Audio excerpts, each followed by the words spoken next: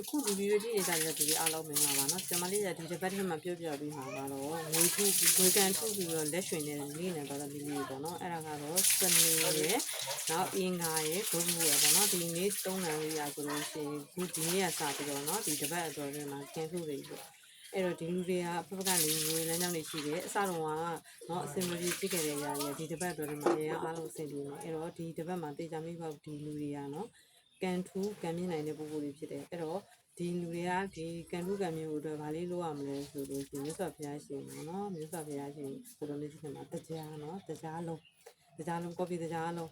9လုံးကတ်လို့ပြီးတော့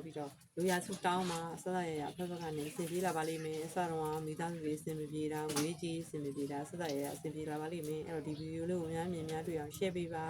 ပြီးလို့ရှိရင်ဒီဗီဒီယိုလေးကိုအပေါင်းလေးနဲ့အသေးလေးပေးပါ comment မှာဗာနေတာသမီးလေးတွေပြီးတော့ကိုလိုချင်တဲ့အရာလေးတွေပေါ့နော်ကိုတိုက်တာငွေကဆက်ပြီးလိုချင်တာလေးတွေကိုမှန်ပြီးတော့မှရေးသွားပေးပါအားလုံးအဆင်ပြေအောင်မြင်ကြပါစေနော်